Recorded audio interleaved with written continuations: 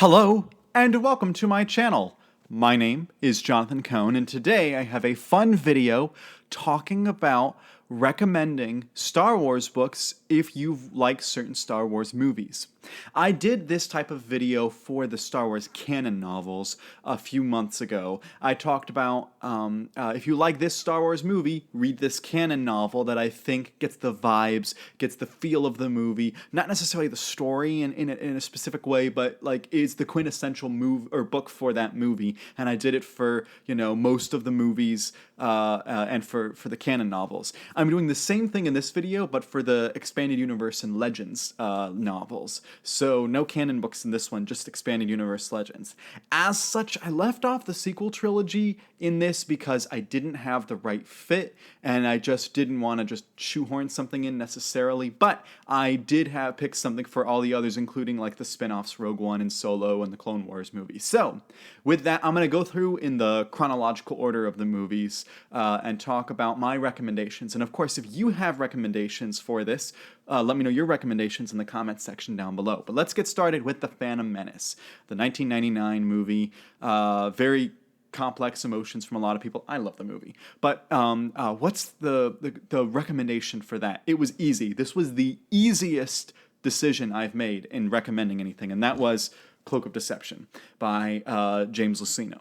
James Luceno has this way of writing these books that are quintessentially like the movie that they're tying into. For The Phantom Menace, he wrote Cloak of Deception. For Rogue One, he wrote the prequel novel Catalyst, which is one of the best Star Wars books. He also wrote Labyrinth of Evil. He has all these books that quintessentially tie into the movie that they are supposed to be connecting to. And in this one, Cloak of Deception, not only does the cover, evoke those Phantom Menace vibes and the back of the cover as well, but when you read this book, from the opening chapter, you feel like you're reading something tying into the Phantom Menace. The writing style, down to the types of words used, oozes the Phantom Menace era. And the way he writes the Nemoidians, and the way he writes the Trade Federation and the Senate, and the way he writes the politics and the Jedi, everything oozes Phantom Menace. So if you enjoy Phantom Menace, that's your movie, you will probably enjoy this book.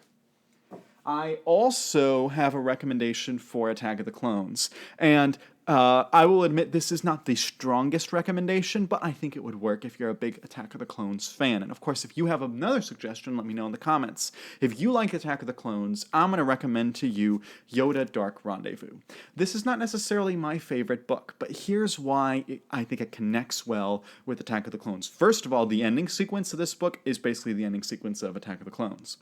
But also, there's a lot of the feel of like the travel that happens in Attack of the Clones when Anakin is taking Padme back to Naboo, and then they go to Tatooine and stuff.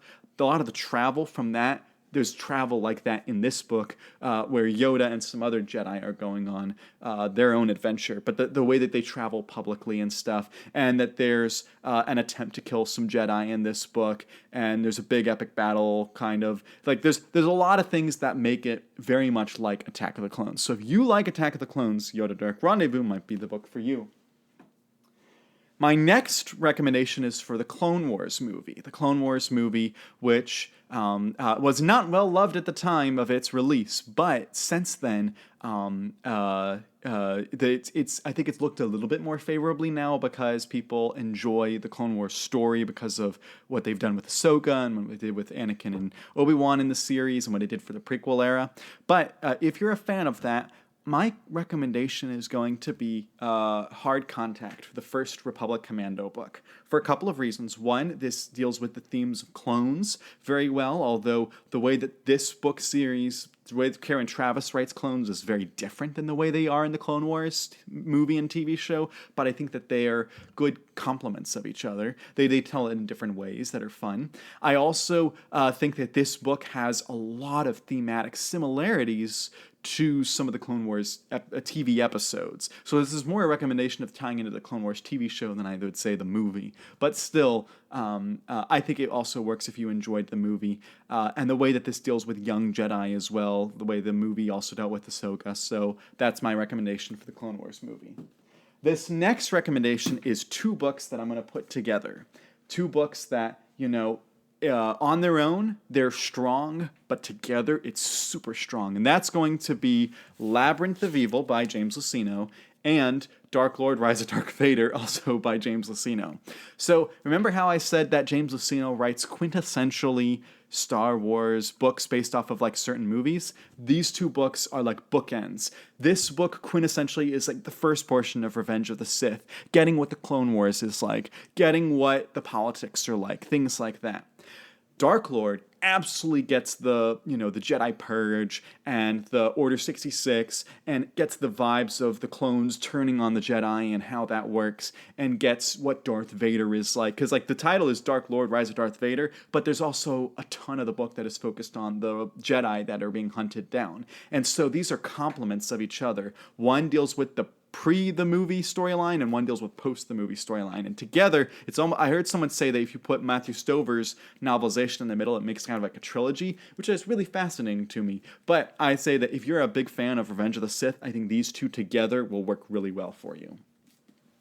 Now, the next one I'm going to talk about is Solo, and this was, again, one of the easiest decisions I have... Would you stop? This was one of the easiest decisions I have ever made in determining a recommendation, and that is going to be, for Solo, the movie, I'm going to recommend the Han Solo trilogy by A.C. Crispin.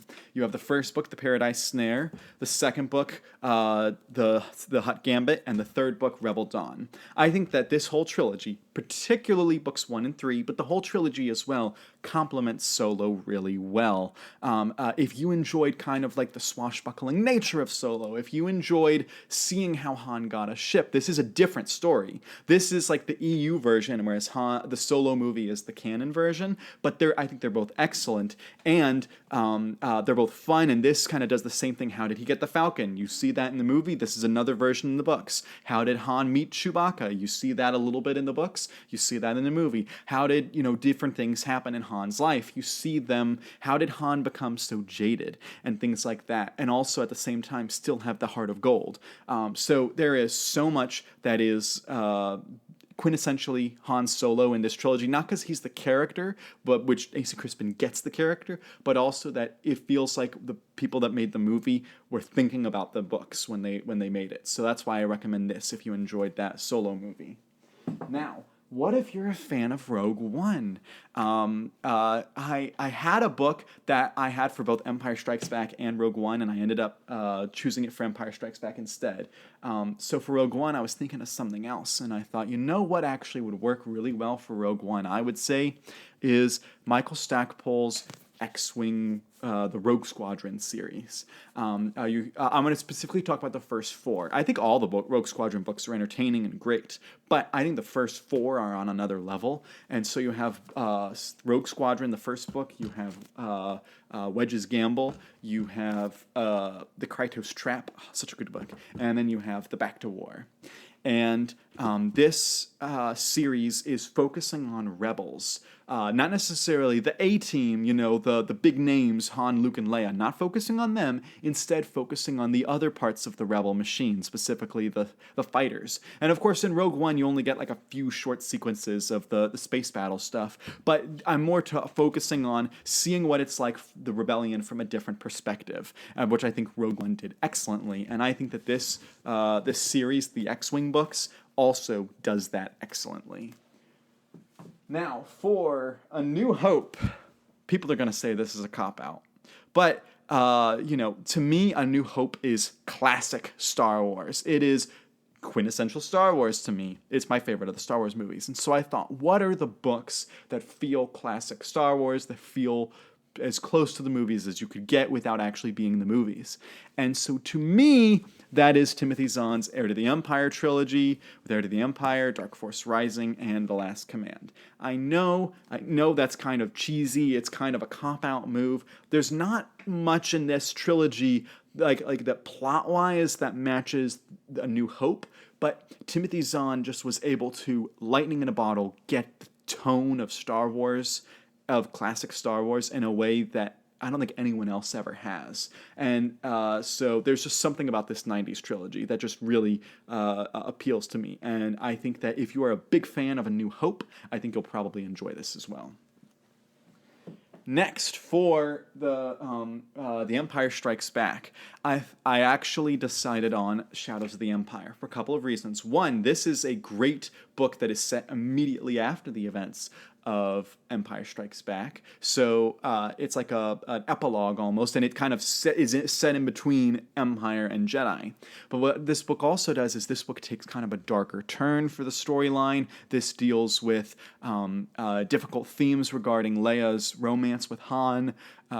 Even though Han's not present, Leia's thinking about him a lot in this. You see Chewbacca's friendship and loyalty to Han in this book. You see Vader and the Emperor. I think that it connects very well to the themes of Empire as well. And so that's why I'm going to recommend Shadows of the Empire if you like The Empire Strikes Back.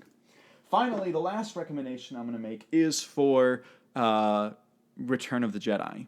Return of the Jedi, there were a lot of options. I thought about using some of the Thrawn books. I thought about some of the other big, expansive EU series. I decided to go with a standalone for this one. I decided to go with The Courtship of Princess Leia, which, full disclosure, is not anywhere near the top of my Star Wars list. But here's why this book, I think, would be good for fans of Return of the Jedi.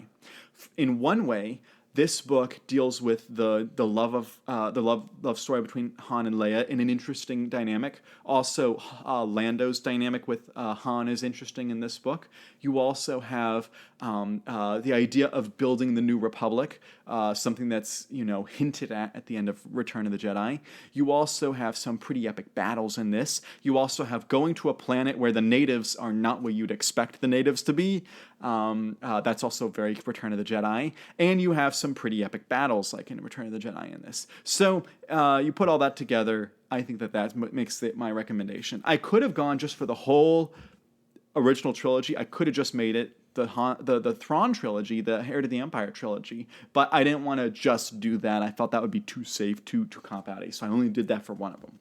So if you've read any of these books, let me know if you think I'm correct or if I'm totally off. Let me know what your recommendation would be for each individual movie as like the quintessential book to read with that movie, and not just the novelizations, because that's also too easy. So until next time, I'm Jonathan, and thank you for watching.